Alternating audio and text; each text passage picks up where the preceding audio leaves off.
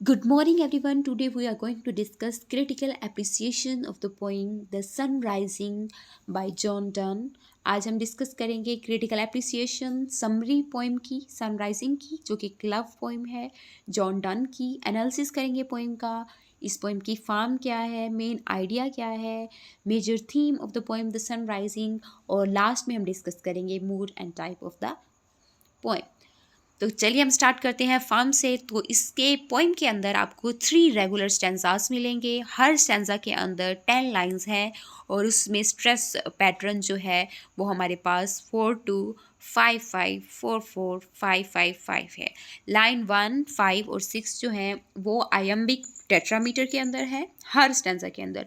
Line 2 जो है वो डायमीटर है. लाइन 3, 4, 7 और ऑनवर्ड्स लाइन 10 तक आपके पास पेंट्रामीटर है. ठीक है.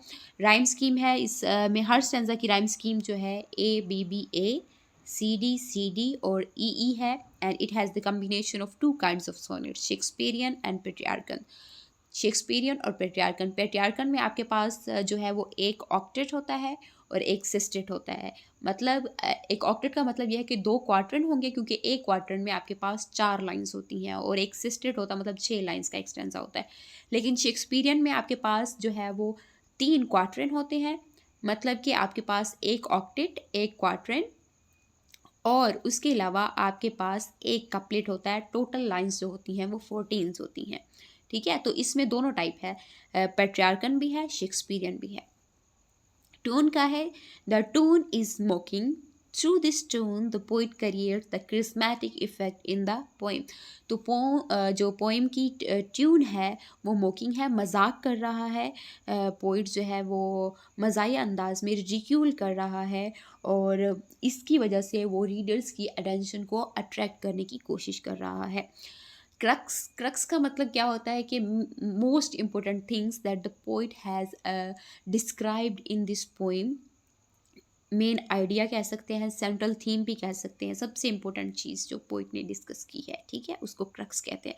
The sun rising is an incredible poem by Donne, characterised by his visual vigour, fresh ideas, sprightliness, bloom है. ठीक है. It is a saucy muscular poem, fresh poem है और अट्रैक्ट करती है रीडर्स को अपनी तरफ.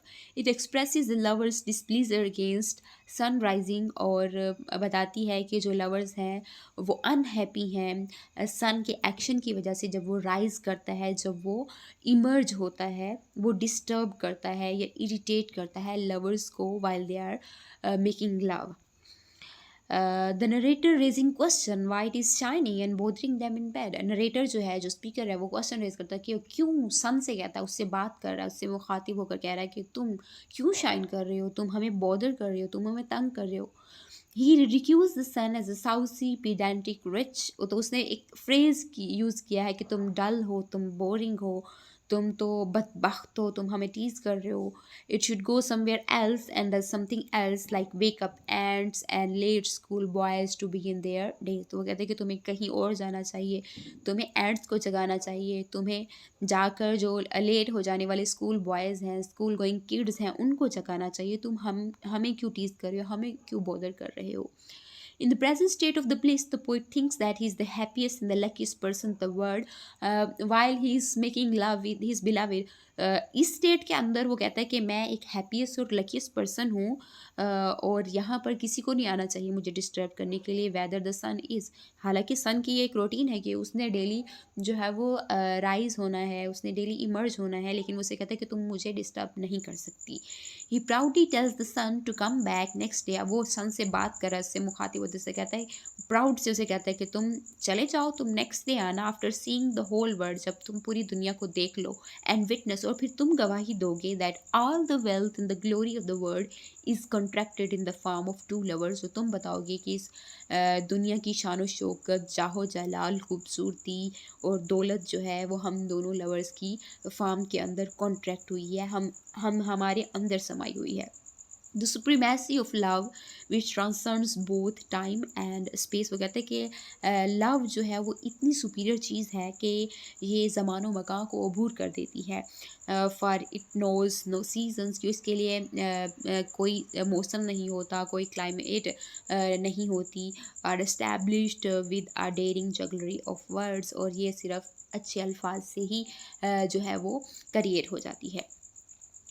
उसके बाद हमारे पास पोइम क्या है, पोइम के बारे में डिस्कस क्या किया है पोइट ने। In the first line of the poem the poet personifies the sun like a busy old fool. Personify करता है, उसने सन को कहा कि तुम एक ओल्ड बिजी फूल की तरह हो जो अपनी रूटीन में काम करते हो, मोनोटस तुम्हारी रूटीन है, तुम डेली लोगों को जगाते हो। Because the sun as its rays peeking their privacy, क्योंकि उसकी रेस जो है उनकी प्राइवेसी को हर्ट कर रही है। ही रिबक्स द सन, उसे डांटता है। Y it is bothering them early in the morning, कि क्यों तुम सुबह सवेरे हमें बॉदर कर रहे हो। He further says that sunrise may be a call to duty for lazy school boys getting late for school. वो कहता है कि सन का राइज होना ये जो लेट गेटिंग स्कूल किड्स हैं उनके लिए हो सकता है, उनकी ड्यूटी होगा कि उसकी ड्यूटी होगी कि उनको जगाए। For apprentice learning some trade, कुछ बिजनेसमैन के लिए कि वो ट्रेड करना चाहते हैं तो वो अपने ऑफिस में टाइम पर जाना चाहते हैं, उनको जाकर जगाओ।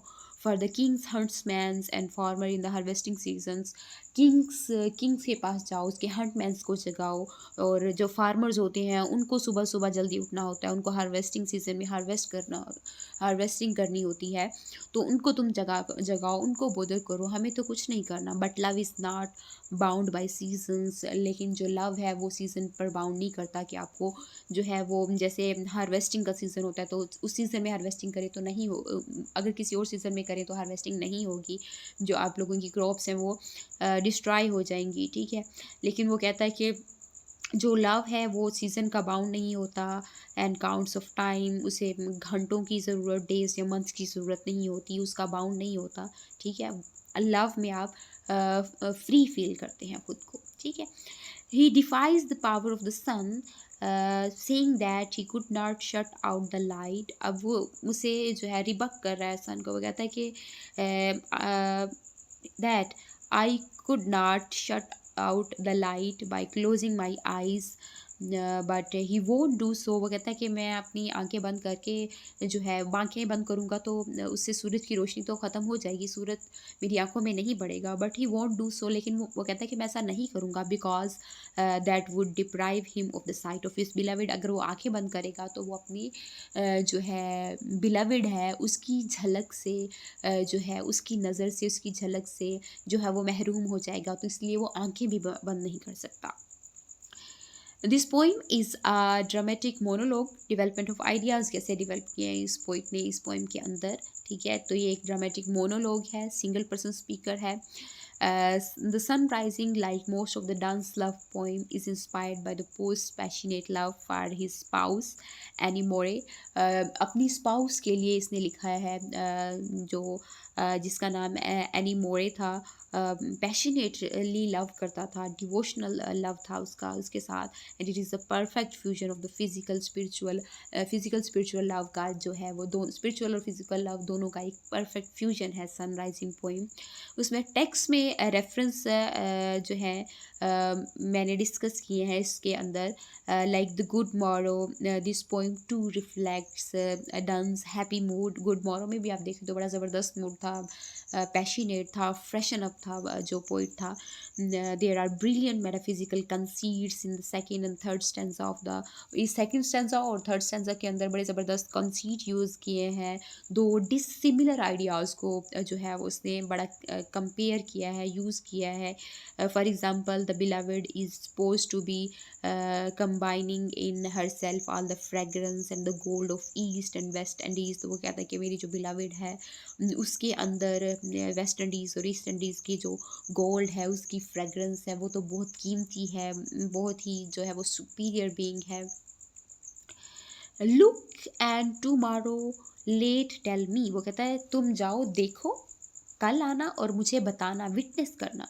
Weather both the Indies of spice and mine, वो कहता है कि जो ईस्ट इंडीज़ और वेस्ट इंडीज़ वहाँ के जो मसाले हैं और उनकी जो माइंस हैं उनको देख कर आना और मुझे बताना। बी वेयर दो लेफ्ट दैम और लाई हेयर विद मी, क्या तुम वहीं, क्या वो वही हैं जहाँ पर थे, या फिर वो मेरे साथ यहाँ पर मेरे बिस्तर पर है। ठीक है, तो इसका मतलब ये है कि वो अपनी जो बिलाविड है उसको कंपेयर कर रहा है और वो कह रहा है कि मेरी बिलाविड जो है वो ईस्ट इंडीज़ और वेस्ट इंडीज़ की जो स्पाइस है, मसाले हैं और वहाँ के जो हीरे जवाहरात हैं उनसे भी ज़्यादा खूबसूरत है। और वो सारी जो ईस्ट एंड वेस्ट इंडीज़ की जो स्पाइस और माइंस हैं वो उसके अंदर समाये हुए हैं।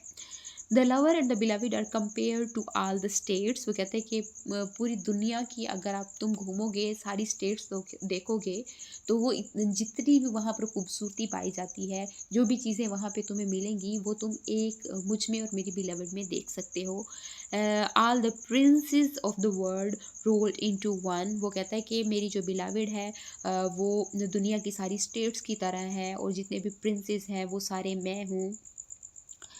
शी इज़ ऑल स्टेट्स यहाँ पर रेफ़र किया गया है, ये लाइंस जो हैं वो इस पोइम के टेक्स्ट में से ली गई हैं।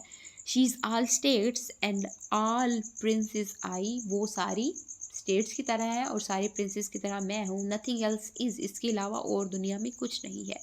The lover's bedroom is considered to the epitome of the whole world, वो कहते हैं कि जो हमारा बेडरूम है वो पूरी दुनिया है, इसके अंदर पूरी दुनिया हमारे लिए समाई हुई है। Shine here on us and thou art everywhere, वो कहता है कि हमारे ऊपर शाइन करो क्योंकि हम पूरी दुनिया है, हमारे ऊपर शाइन करोगे तो इसका मतलब तुम पूरी दुनिया पर शाइन कर रहे हो। बड़ा ज़बरदस्त जो है पोइट ने यहाँ पर बात की है रीडर्स को अट्रैक्ट करने के लिए। Dance beloved rises superior to all the Elizabethan sweethearts in as much as she is an exalted being, कि वो एलिज़ाबेथन स्वीट हार्ट्स जितनी भी बिलविड्स हैं, जितने भी लवर्स की उन सबसे ज़्यादा अच्छी है और एग्जाल्टेड बीइंग है। She is all states of the world rolled into one, दुनिया की सारी स्टेट्स रॉयल करके उसमें एक में समाई हुई हैं, कंप्रेस्ड की हुई हैं, कॉन्ट्रैक्ट की हुई हैं। She combines in her self all the aroma of spices and all the gold of rich minds, lovers infinite sentiments. तो यहाँ पर डिस्कस किया है पोइट ने कि जो लवर्स हैं उनकी सेंटिमेंट्स जो हैं वो उनकी कोई हद नहीं है। In the present state of the bliss the poet thinks that he is the happiest person and the luckiest one in the world, and he thinks that in the form of his beloved he is in the possession of the whole world, वो कहता है कि मेरे पास क्योंकि मेरी beloved है तो इसका मतलब ये है कि मेरे पास पूरी दुनिया है, मैं पूरी दुनिया का मालिक हूँ। He proudly tells the sun to come back next day after seeing the whole world. बड़े proudly वो सन को कहता है कि तुम जाओ दुनिया को देखो और फिर मुझे आकर बताना, विटनेस करना, तुम गवाह होगे that all the wealth and the glory of the world is contracted in the form of these two lovers. Nobody in the world is luckier and happier than him and his beloved. तो दुनिया में उससे और उसकी beloved से ज़्यादा कोई खुश नसीब और कोई भी जो है वो खुश नहीं है। लैंग्वेज इस पोइम के अंदर पोइट की क्या है, बोल्ड है, एग्जैजुरेट किया है बहुत ज़्यादा। ठीक है, पोइट ने इसके अंदर the poetry bucks the sun in the language which for its boldness is unmatched, इन लिरिकल पोइट्री में जो है वो अनमैच्ड बोल्डनेस यूज़ की है। बोल्ड है बड़ा, मतलब क्लियरली बात कर रहा है, स्ट्रेट फॉरवर्डली बात कर रहा है सन के साथ। He builds around a few hyperbolic assertions. First the sun is the busy and the old fool कहा उसने, फिर उसने कहा it is a saucy and pedantic wretch, and secondly it can go and chide late school boys, वो कहता है तुम जाओ और उनको तंग करो, स्कूल बॉयज़ को एंड अप्रेंटाइसिस को तंग करो, and has no control over the poet and his wife, poet और उसकी वाइफ के ऊपर कंट्रोल करने की कोशिश ना करो, उनको डिस्टर्ब ना करो, उनको बॉदर ना करो। Lovers seasons do not run to the motions of the sun, तो वो कहते हैं कि जो लवर्स का सीजन्स होता है, लव मेकिंग का सीजन्स जो होता है, जो लव होता है वो बाउंड नहीं होता सन की मोशन के according. Love all alike, no season knows no climate, तो लव के लिए कोई क्लाइमेट, कोई सीज़न नहीं होता। Nor hours days months which are the rags of time, जो कि गुलाम होते हैं टाइम के। Third, the speakers love affair is so important to the universe that the kings and the prince simply copied. वो कहता है कि हमारा जो लव अफेयर है वो इतना इम्पोर्टेंट है, इतना सुपीरियर है कि जो किंग्स हैं और जो प्रिंस हैं वो भी हमें इमिटेट करते हैं, हमें कॉपी करते हैं।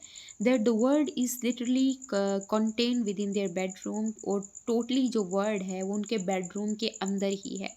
Of course, each of these assertions simply describe metaphorically a state of feeling to the wakeful lover, how he loves his beloved.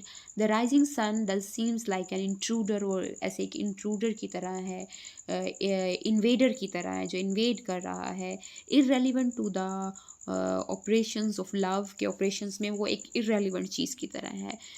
To the man in love, the bedroom can seem to enclose all the matters in the world. एक ऐसा आदमी जो love में होता है उसके लिए जो उसकी बिलाविड होती है वही उसकी दुनिया होती है, उसके सारे दुनिया के जो मैटर होते हैं उसकी बिलाविड के अंदर होते हैं, उसका कंसर्न उसकी बिलाविड के साथ होता है। The inspiration of this poem is to pretend that each of these subjective of feeling is an objective truth, और ये जो subjective feelings हैं वो सारी एक objective truth की फॉर्म में ही हैं। उसके बाद एक्स्ट्रावेजेंट आइडियाज़ यूज़ किए हैं, मतलब एग्जैजुरेटेड आइडियाज़ यूज़ किए हैं पोइट ने। The poet extravagant ideas discover that he and his beloved in their secure possession of each other are like all state and princes to each other, prince to each other. वो कहता है कि हम दोनों एक दूसरे की मालकियत है, मैं अपनी बिलवेड का मालिक हूँ, उसके लव का मालिक हूँ, और इसका मतलब यह है कि हम पूरी दुनिया के मालिक हैं। प्रिंस ओनली इमिटेट दैम, और जितने भी किंग्स हैं और जो प्रिंस हैं वो उनको सिर्फ इमिटेट करते हैं। She is the entire world contracted to one feminine form and hence by shining on her. वो कहता है सन से बात करता है, वो कहता है कि अगर तुम उस पर भी शाइन करोगे ना, the sun performs his duty towards earth, तो इसका मतलब तुमने अपनी ड्यूटी पूरी कर ली राइज होने की। Following up the conceit, the poet says that if the sun shines on him and his beloved, it is in a sense shining everywhere. इसका मतलब यह है कि वो हर जगह पर सूरज चमक रहा है, अगर वो उनके बेडरूम पर चमक रहा है, शाइन कर रहा है। The bed becomes its center, और बेड जो है वो सन का सेंटर है। And the walls of the bedroom its sphere, और जो बेडरूम की वॉल्स हैं वो उसका स्फेयर है, और उसे वहाँ पर ही शाइन करना चाहिए, वहाँ पर ही रिवॉल्व करना चाहिए।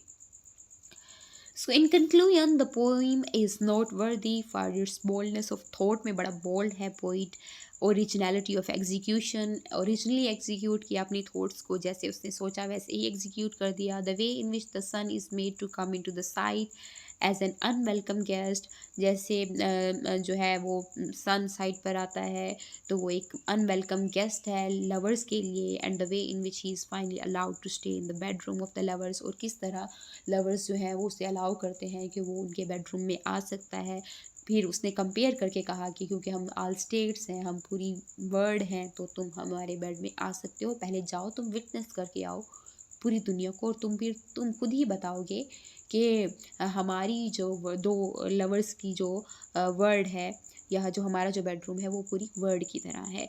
और the most striking example of turns poetic creativity and originality, एक ज़बरदस्त क्रिएटिविटी है, ओरिजिनल थॉट्स यूज़ की है, बोल्ड है वो बहुत ज़्यादा। दैट्स ऑल फॉर टुडे, हमने डिटेल में डिस्कस किया। Thanks for watching, and do subscribe my channel for more informative lecture. Thanks for watching.